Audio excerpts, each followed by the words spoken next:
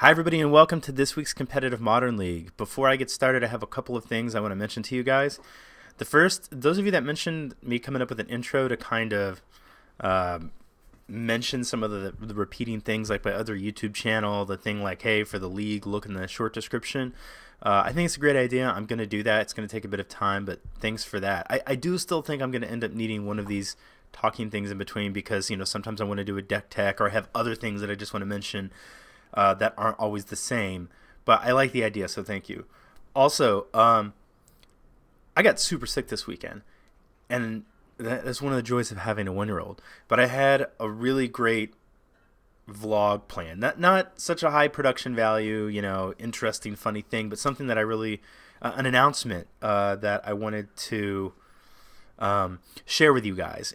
And unfortunately, I didn't get to do that because I was basically in bed for almost 48 hours, and it was totally awful. But next Sunday, I'm going to have that announcement lined up, and I'll probably have a couple of other things to talk about. So look for the next Sunday vlog, because I promise you, if you like Jeskai, you're going to want to stay tuned, and you're going to want to participate. Next Sunday's vlog, there's a Jeskai announcement that you'll want to know about. Okay, the Jeskai Discovery Deck is what I decided to call it. This is where I'm at with it so far. So the reason I'm bringing this up, even though this is not the list I'm going to play this week, is because I want your input. What I have so far as cards that people have said are good in the past, or that they liked, or that were tested briefly and discarded. Jeskai Charm. I'm kind of excited to try this. I don't necessarily think that it's better than Electrolyze, but it has usable modes. I mentioned it a little bit last time, so I think just swapping out the Electrolyzes for these would give us a good chance to evaluate it.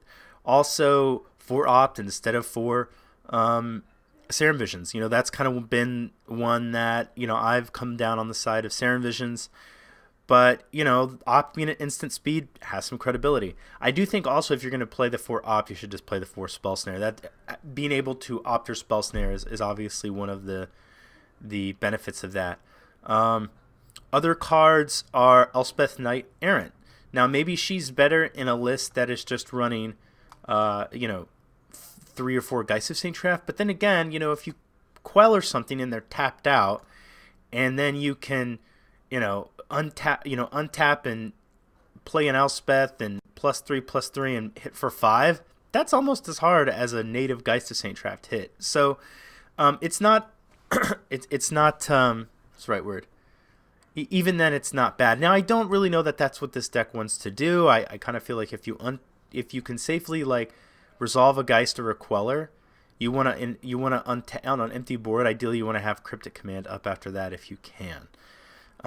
But I do think I want to try it again to see how it works out. It might just be worse than 4-mana Gideon, but let's give it a shot. The other one is Archangel Avacyn, and then I have some stuff here I'm not too sure about. Again, that's why I'm asking for your opinions. Actually, my friend Scott Wasmer had a good idea, which was maybe you could try a couple of Young Pyromancer on the board. It's probably a bit better than it's better with Opt, because you can obviously look at what you're going to draw and set up to draw another instant. But it could be better. It could be good in the matchups where Geist isn't good in. So what I'm looking for is think friends and tell me, have there been cards in the history of Jeskai that people have said, oh, we should play this, or oh, you should try that, or see how that works out. I think I have some good ones in Opt, Jeskai Charm, Avacyn, and Elspeth. Let me know what else you can think of, and when we come up with a good list, we'll give this a try. Some cards, just so you know that I'm already kind of ruled out. Restoration Angel, I kind of know that it's a good card in the right meta. If you're blocking 3/3s, it's an amazing card. But I do think that its power level seems a little bit lessened lately. So anyway, yeah, let me know if you can think of anything. One other thing before I get into today's deck, and that's Sultai Eternal Command. Just for those of you who watched last week's video and kind of wondered, what I might try or what I'm doing, the things that I want to try next when I play this deck, and this is not complete, by the way. I still haven't spent the time looking over the mana. I kind of want to try a couple of counters. I don't know if Remand is the right counter, but I like the idea of Remand buying you a little bit of time until you can start doing, because the deck practically just doesn't come alive until turn 3 or 4, and I like the idea that Remand could just sort of cantrip and buy you get you a bit closer to your cryptic plan. Hostage Taker, I'm not ready to rule it out, but it is kind of slow, and I like the idea that, okay, you have one for when it's good, or you have one in the list, and when it's good, you can bring one on the board and then be on 2, but 3 seemed like maybe it was excessive. Also, I want to try a Damnation in the board. There were 3 Ceremonious Rejections. I swapped one for a Disdainful Stroke. One of the negates I turned into the Damnation because I feel like the negates and the Disdainful Stroke could occupy the same space. I haven't finished fleshing out the sideboard.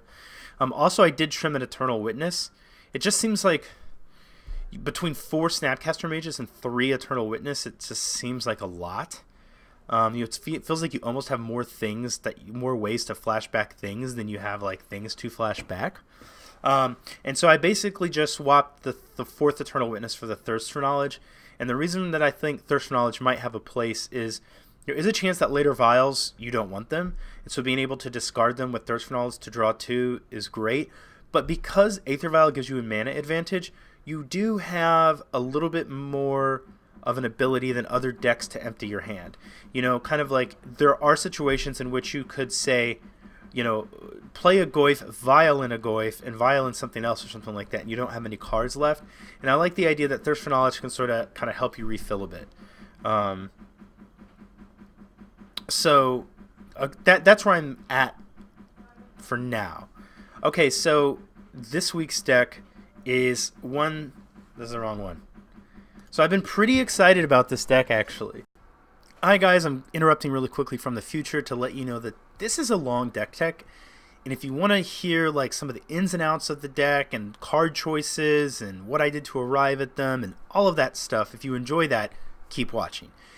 If you just don't care about that kind of stuff, normally I wouldn't do this, but since it's so long, I'm going to put a link below or just tell you it's about the 25 minute and 10 second mark. If you skip ahead to that, you can skip the deck tech if that's not what you're into. All right. I hadn't really talked about it previously, but I have seen it, and it's been one of those things where I'm like, that deck seems cool. Well, that deck seems like it solves problem XYZ for Blue Moon decks. If you've watched my channel for a long time, then you've probably seen that I've played Blue Moon a couple of different times. It's kind of always been a deck that I've liked. I guess I was, maybe I just like Vidalcan Shackles, but I liked a control deck that had a threat in Blue Moon, which made the control plan better, meaning you could Blue Moon them, really slow down their ability to play spells or end their ability to play spells. Then you had a bunch of cards that could just control the game, especially if they can only do something like cast 1 spell per turn.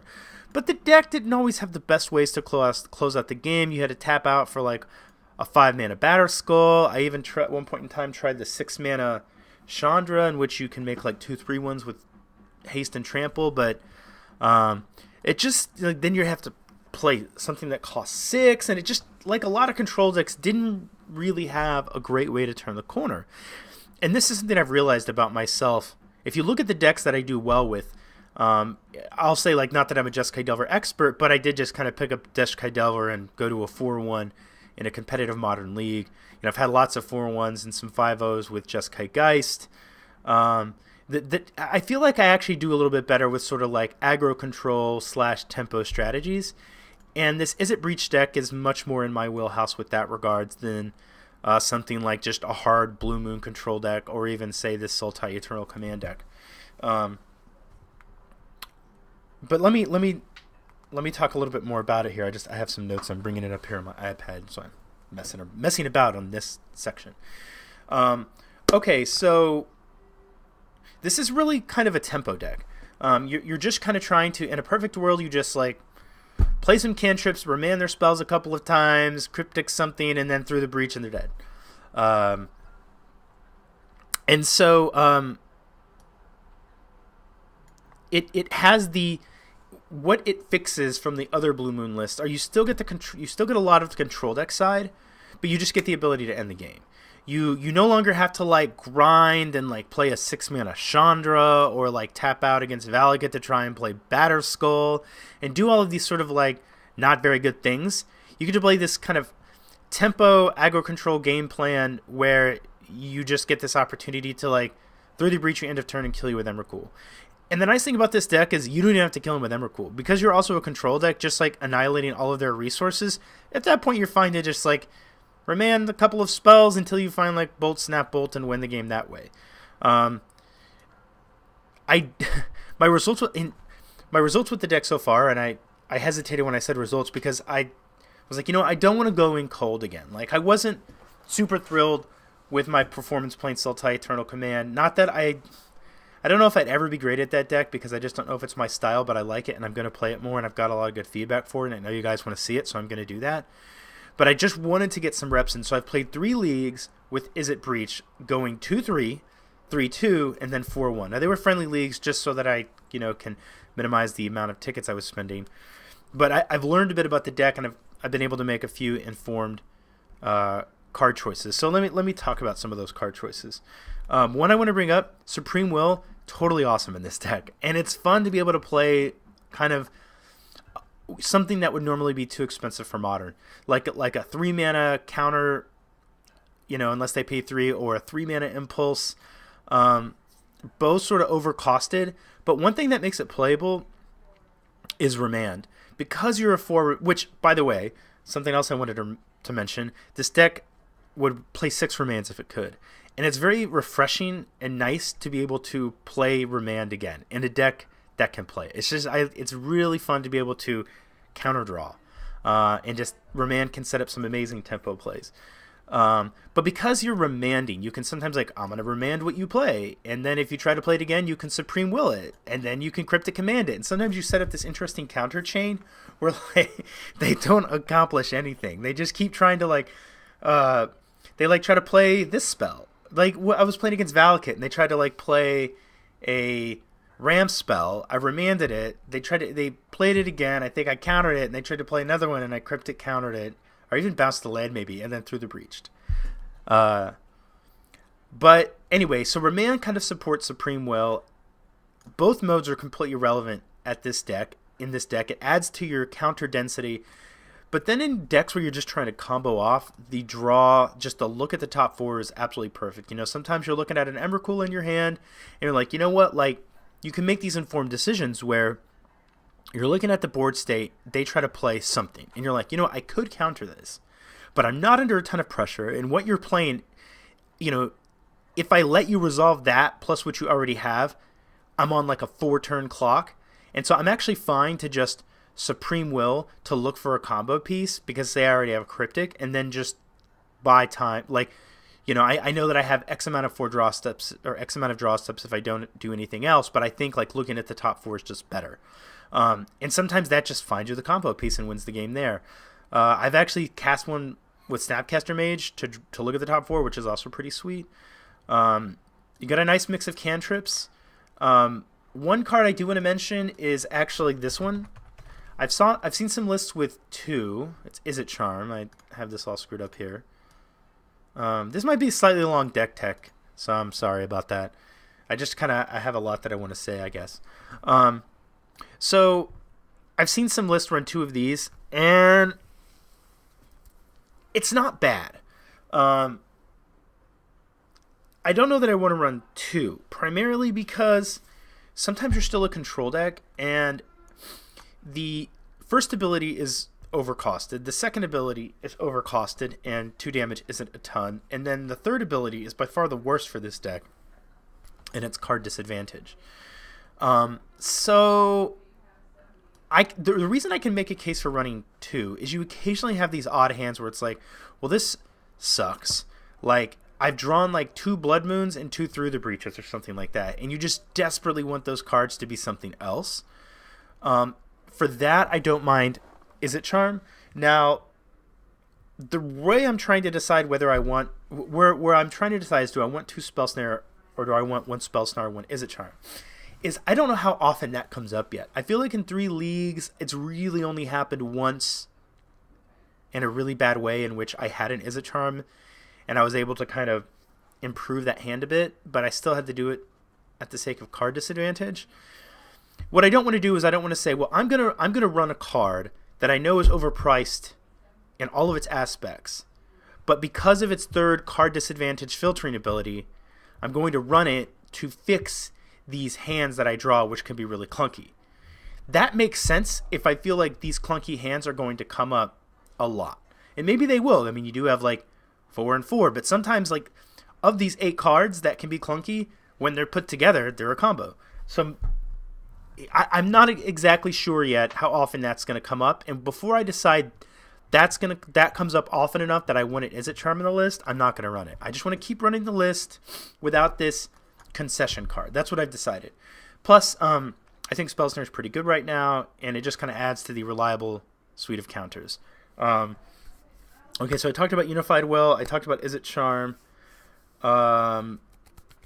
Weird thing about the sideboard that probably warrants some explanation is this.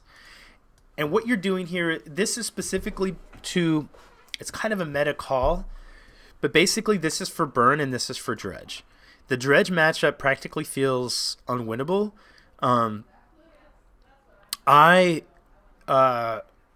played against Dredge, in which one of the matchups, maybe it was 2, I can't remember because it just felt so bad, but I cast an Emrakul and attacked, and he was able to like block with a Narcomoeba, sack a bunch of Bloodghasts and some lands, and then because he was also had like Loam, the other turn he just played a land, got back a bunch of Bloodghasts, and then killed me or something like that. It just seems miserable. It seems really bad. And they get so many permanents that like they can just, like I said, they can be like, all right, I'm going to sacrifice my 3 lands to your Annihilator trigger. I'm going to block with this little creature. I've already explained this, but basically it just seems like they can leave enough permanents on the battlefield that they can kind of ignore the Annihilator trigger, easily block it, and then just kill you on the backswing. So Platinum Imperium kind of fixes that, and then also Burn is sort of similar. You don't have any ways to gain life. You do have ways to interact with them, but you don't necessarily have you even if you're through the breaching by turn 5, like Burn kind of already have you dead. And yes, you'd have to draw everything in perfect succession. You'd have to have like a Bolt for their Goblin Guide, a Spell Snare for their Eidolon, a Supreme Will for their next play. Everything would just need to line up perfectly, and then cards like Remand are just awful against Burn. So Burn seems like a really miserable matchup. And so this is primarily, from what I can tell, for those 2. It might have some other matchups, I think, where it's reasonable against. Not entirely sure what all those are, but that's what it's for, and I'm keeping it in for now. Rather than just talk about the sideboard, let me talk. I have this window ready. Let me just pull this up. Let me do it like this, just to maybe this is a little bit better. Not really, because that makes it so small. I thought I could just... Anyway, whatever. You know what? I know what I'm going to do. Hold on. Okay, I just wanted a way to more easily flip between the meta and the deck list. Alright, so Gifts seems like a pretty good matchup. You have a lot of ways to interact with their creatures, and a lot. You have Bolts, you have Snares, you have Remands, which are actually pretty reasonable. You have a lot of counters, then you get Dispels. You have Is It Staticaster Anger of the Gods for their sideboard plan of Goblin tokens, and then you get to actually threaten them with Through the Breaches. And depending on what they have in their sideboard, like if they're remanding to Through the Breach, you can sometimes just untap and Through the Breach again. They run a lot of Remands, and Remand's not the best card against Through the Breach, basically. So it actually doesn't, even though you don't have a lot of graveyard interaction, it actually doesn't feel like I don't have any graveyard interaction right now. It doesn't feel like a bad matchup. Where is this thing? Okay. Jeskai Tempo also feels pretty reasonable, actually. I played against one list, and I felt bad because it was like, I know your deck, man, and I know what you're going to do.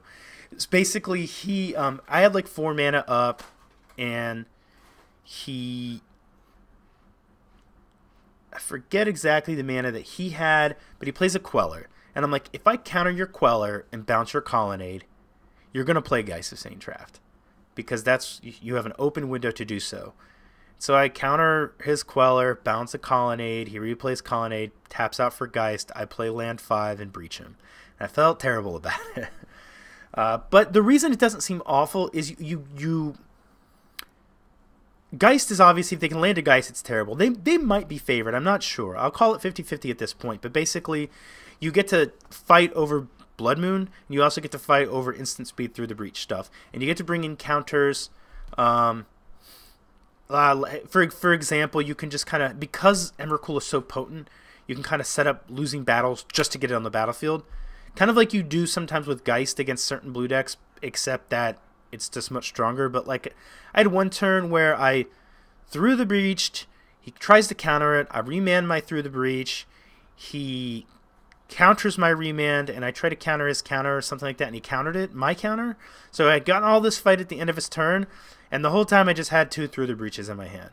And so I untapped and threw the breach. So I was just like, if I can make you tap out, then... And that's like backbreaking, right? It's not like I untap and cast an Elspeth, or even like a Thunderbolt Hellkite or something, which is also very annoying.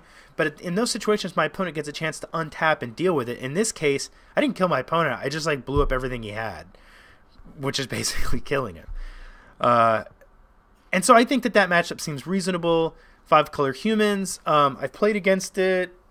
I think I lost, but I think I lost to my own mistakes. It doesn't seem that bad. They don't think they... Like, Meddling Mage can be annoying, but you do have a lot of ways to interact with their creatures. Anger of the Gods is good, but it is one reason that I've thought about having an Engineered Explosives here. Even though you're not going to engineer it for 3, engineering for 1 and 2 against some decks is just absolutely fine. Against Tron, this is probably one of the blue decks that has a better game against Tron. Because you have Blood Moon, which is one reason I'm running Ceremonious Rejection. Now, I'm not a huge fan of, like, typically Ceremonious Rejection, I've realized with the decks that I play, I have a fairly good matchup against Affinity, so I'm okay not to run it. To give up points against Affinity to run things like Disdainful Stroke. The reason I'm trying Ceremonious Rejection here is because I'm hoping, like, if I can really counter their early colorless plays, like their first Expedition map or something like that. And maybe this is wrong, but then, you know, if I can basically counter as much early stuff as I can and then Blood Moon them, maybe I can just win the game. Like, maybe that will be a big enough tempo swing that it you know, because here's the thing, Tron can still play with a Blood Moon on the table. It just slows them down. But that's all I want to do, because again, I'm a tempo deck. I'm not a control deck. All I want to do is just breach you. So if I can slow you down enough to breach you, we're doing good. So that's my sort of plan. That's why I'm trying Ceremonious Rejection against Tron and actually Eldrazi Tron as well. Affinity seems like a great matchup. You just have all the removal spells. I've even kept in Blood Moon. You just kill other man lands. They don't really have a good way to interact with Through the Breach. Burn, you're on the Madcat plan. Grixis Death's Shadow, I haven't played against it. It actually does seem kind of rough. They have a bunch of hand disruption. They can pick apart your combo. Your removal's bad against their creatures. The Madcat plan doesn't really work because they can just kill it with Colligan's Command. Eldrazi Tron, to me, seems like it could be a rough matchup. I think you're just on the try to counter as much early stuff as you can, get a Blood Moon down, and Through the Breach them. I think you're just on the Through the Breach these two decks as fast as you can. Same with Valakut. You're just like disrupt as much as possible. Blow up all your stuff with it, with an Emrakul. Even if it doesn't kill you, you'll be so far behind. Lantern, I really have no idea. I guess one thing that seems funny is maybe it's good. Can they ever mill you? Can they ever mill you if they keep? Because if Emrakul hits the yard, it's like they have to start all over. So maybe it's not bad. It'd be interesting to see. Counters Company seems like probably a reasonable matchup. Small creatures, you have Anger of the Gods, you have removal, you have dispels for their collected companies. Eldrazi and taxes, I would guess it actually could be kind of rough. They can really interact with your mana. They can make your spells more expensive. You're going to have trouble killing things like Thought-Knot Seer. So, not sure, but it seems like it could be a rough one. Dredge, we talked about that. Your sideboard plan is your Madcap, whatever. Abzan, I really have no idea. I would imagine that it could be kind of rough. They have a lot of hand disruption. But they can't disrupt the top of your deck, so I don't know. I think it's probably rough. Titan Shift, probably great. I think all the Valakut matchups are great. I think all these big mana decks you have a good chance against if you can just slow them down with Blood Moon. Temur Breach, that's the deck we're talking about. Blue-White, the Mirror, I have no idea. I don't know how that plays out. It's probably a tough matchup. I hope I don't play it this league. Blue-White Control, I guess I'm back to this. Blue-White Control, when I say I'm back to this, I mean, I forgot about my screenshot. I guess I'm showing this again, whatever. Blue-white control, I think it's probably fine. I think that they have a bunch of stuff that you just don't care about. So, meaning like their verdicts do nothing, their past do nothing. That's pretty much it. Just poor Jun, man. It's really fallen off. Not poor Jun. It's had its day in the sun. Ponza, I don't know. I guess if you can just remand a bunch of their stuff and then breach them, it's awesome. I think that's kind of chatted enough about it. Let's see if there's anything else I want to mention about the sideboard. I think everything should be pretty clear what we have it for. I think I've talked about it enough. I think this has been a pretty comprehensive deck tech. Let's get into some games.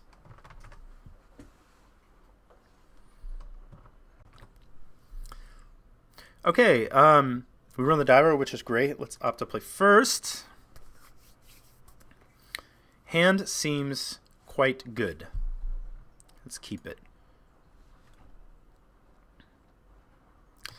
I don't know what I'm playing against, so I'm not going to Serum Visions. I'm going to make my next 2 land drops. I might be able to remand it to another land drop, and I'd prefer to just kind of like have a reason to look for something with Serum Visions before I just up and cast it. I mean, I know that I'm looking for like a 3rd land, but we're about to get Thought Seized or Inquisitioned. Yep. Okay, so black-white. This could be black-white tokens. This could be like Abzan. See what they take.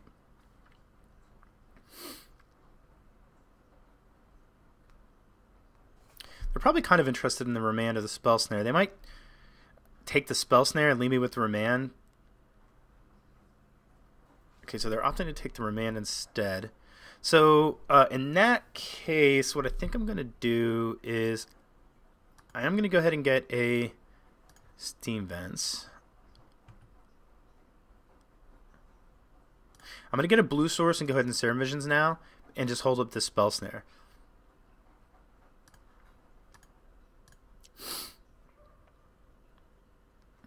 And I'm going to put both these on the bottom. I am looking for a 3rd land. And I wouldn't mind finding, in this matchup, I believe it's probably pretty good to find a a Blood Moon. Okay, so maybe this is... I think Blood Moon would be pretty good in this matchup. Maybe this is like a... That's what I'm looking for. Caves of Coelios. There was an Eldrazi deck that ran this. There was an Eldrazi processors. This could be it, because it's also... running this to like put things in exile so that it can then process them, I think is what it is. Put them back in your graveyard. Let's opt. I do like when you can hold up Spell Snare. Okay, so I do want to draw that land, and then let's draw a Blood Moon. It's not a Blood Moon. I'm gonna pass. I want to keep the Spell Snare up, and I'm actually like I'm considering Snap Serum Visionsing. Let's do a land. But I'm almost assuredly going to Snap Opt and just again try to dig for a Blood Moon. Because now we get to untap with Cryptic Command. I guess we can't Snap Opt. Our opponent's likely to just crack this Relic.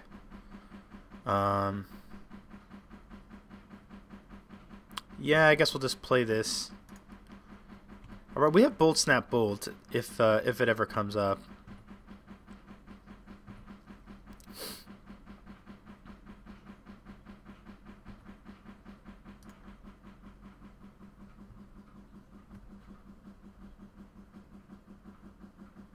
Is this that 3 mana you can never kill it thing?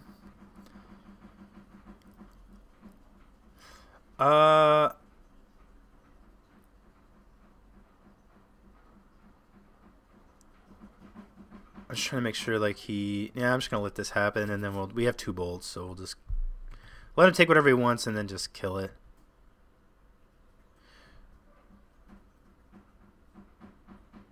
I thought there was, like, the reason I was pausing is, like, isn't there a spell that he has that he can, like, there's some spell I feel like they run where if they get something exiled under Tight Hollow Sculler, they can, like, somehow, like, I don't know.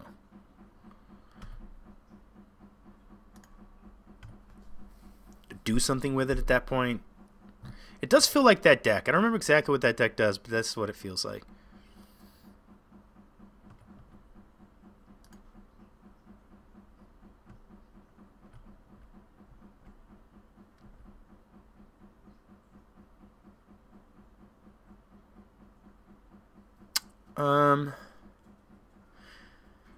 I'll spell snare this one.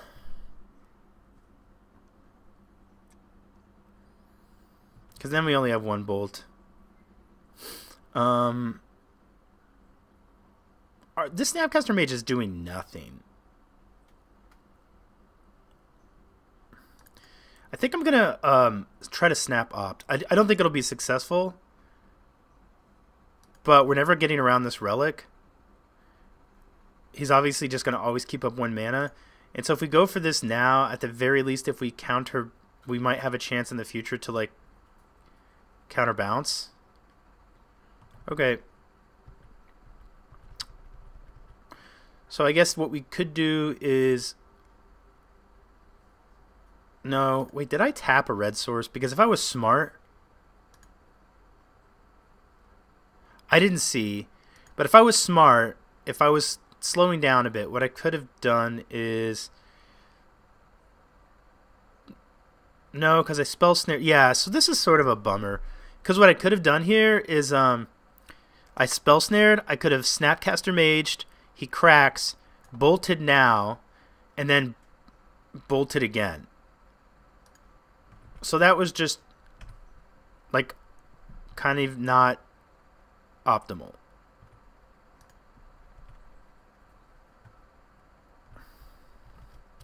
So if he goes like, I think if he goes tap out for something that's 3, I think I'm going to go counterbounce my Snapcaster Mage.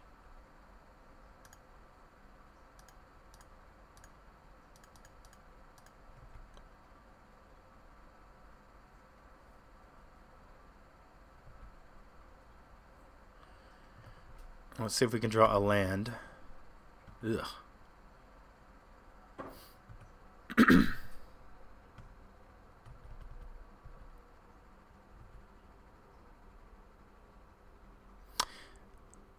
Okay, yeah, if that's a Thought-Knot Seer, then I think we would just want to bolt, snap, bolt it.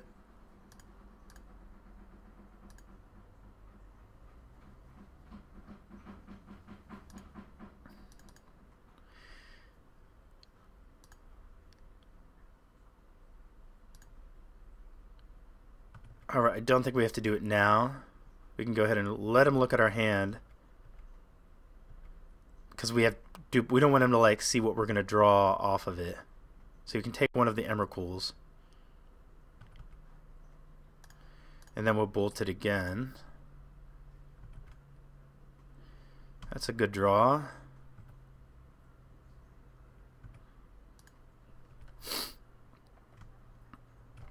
Okay, and we're just really looking for a way to get this Emrakul into play, obviously. This is another Thought-Knot Seer. Kind of just want to remand. Counter draw seems pretty good too. I could just like, what could I do? I could counter bounce again. But I just want to draw cards at this point. Yeah, I'm just going to counter draw, make sure that it stays gone, and then I can remand next turn if I have to.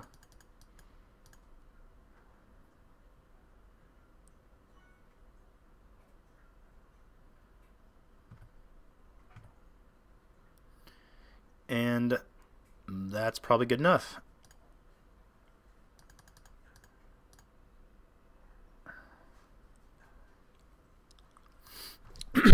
Tempo deck. but the kind of tempo deck where it's like, okay, I bought enough time, now the game's over. Okay, so we don't want Platinum Imperium. They are bringing in... what are they doing? They're doing something. Oh, they have white, so they brought Path to Exile. Ceremonious Rejection seems worthy of consideration. Eldrazi Processors. I think that they eventually play big, expensive spells. Could probably consider these 3 things. Things that are probably not as good. The Electrolyze is probably not as much. The Bolt's probably not as much. The Spell Snares... maybe not as much. Do they run Chalice? They might. They might run Chalice. I don't think I want to bring in a Braid, at least not yet. Let's just start with these 3 spells. Then the cards I think are most on the surface. I think that the spell snares are likely to do the least. The bolts can combine with the Snapcaster Mage, kind of like we saw, to kill a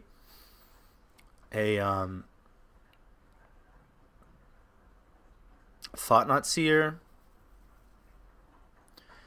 And I guess Anger is I can consider an Anger because they do play like a 3/2 that 3/2 processor, and they play a Tidal Sculler and blah blah blah. So actually the spell snare, I don't know if it's good enough just against Tidal Sculler. It might be. They do interact with our hand that way. Something else worse.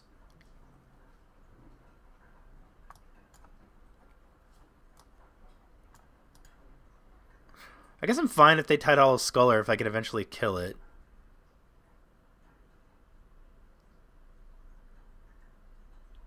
Yeah, everything else seems pretty darn good, so let's keep this.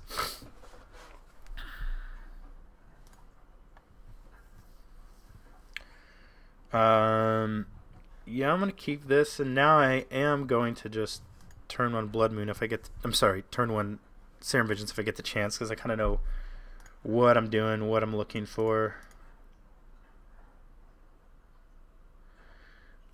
No Blood Moon, but cards I want. I kind of want all these. I'm gonna put all this. I know it's a bunch of lands on top, but I want them.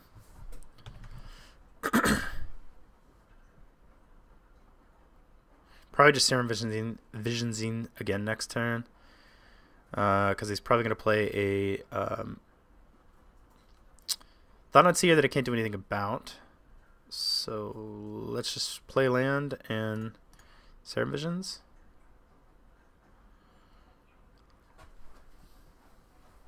Alright, so 1, 2, 3, 4 lands that we have access to. I'm going to put this on bottom, put this on top. Probably draw into that extra land. If we get Thought-Knot here, it's sad, but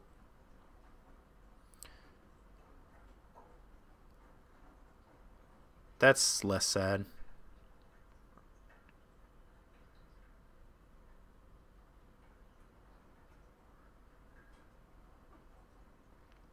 We're going to draw the Remand. He might take Lightning Bolt. I mean, I don't see why he'd take anything else. Okay, well we know we're drawing a Remand, so that's fine. We'll just play this Mountain and pass back. Plan here is to kind of just Remand whatever he plays and then bolt this thing and get back our Supreme Will.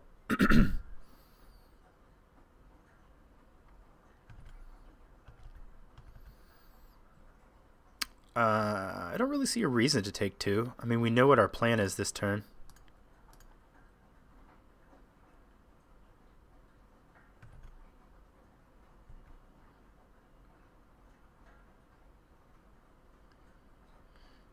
As discussed, Remand whatever his next play is. Cryptic it's a fine draw. A fine draw, that Cryptic Command. So now if he taps out for Reality Smasher, we just get an island and counter draw. Hopefully he does. He does nothing. That's interesting.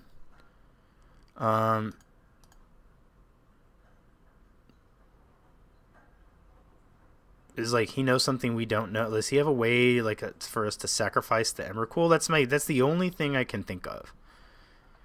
I'm just gonna Supreme Will here.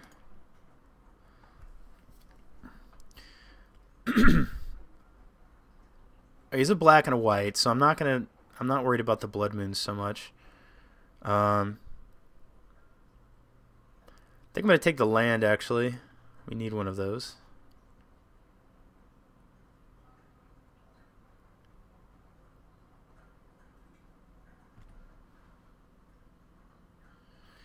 Yeah, I'm not going to do anything just yet. Kind of like wondering, like, what is he have that is making him not do anything? Especially now that I have this rejection, so I can rejection and cryptic.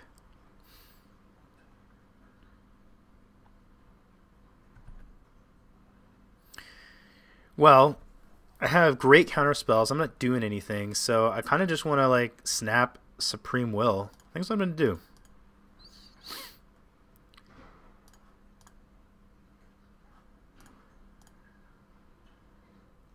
Look at the top 4 again, take the best card. Seems pretty good to me.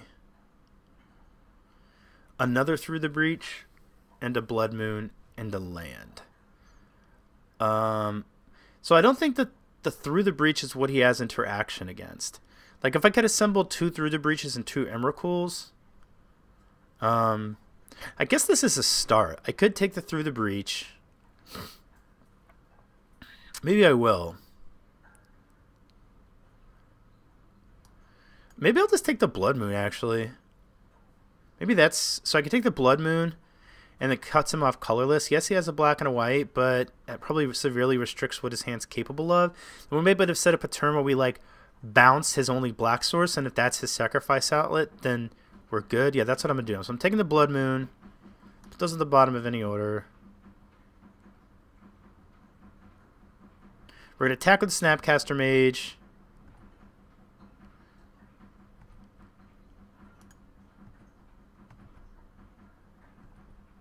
And we're gonna Blood Moon. See, is there any reason to? I don't think so. We're gonna Blood Moon, hold up this Ceremonious Rejection.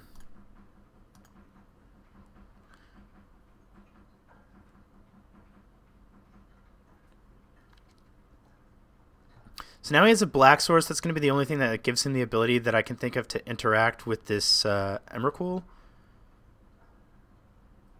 So I guess he can't play... yeah. So now I think we just Through the Breach and win the game.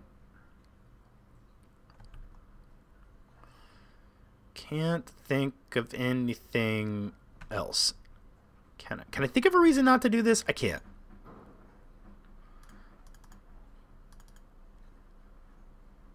Maybe there's something I don't know about, but...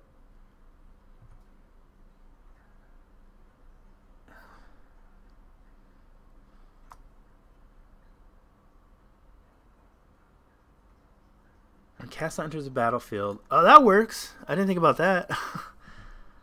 That's pretty cool. Okay. Emrakul does not have protection from Cast Out. But I guess we do get to bounce that Cast Out. I think things still seem pretty fine.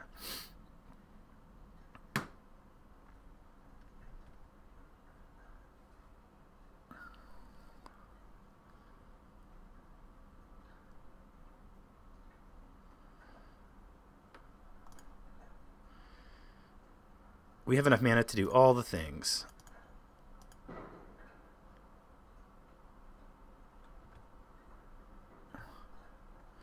So I think now we just get the Emrakul back, right? Yep. But now it doesn't get exiled. I kind of think I'm fine to just hurl Emrakul at all of your tokens. He doesn't have a white source up, so we return this to his hand. He can't cast it. And then he gets annihilated for 6. And we can counter it on the way back down. Seems fine. So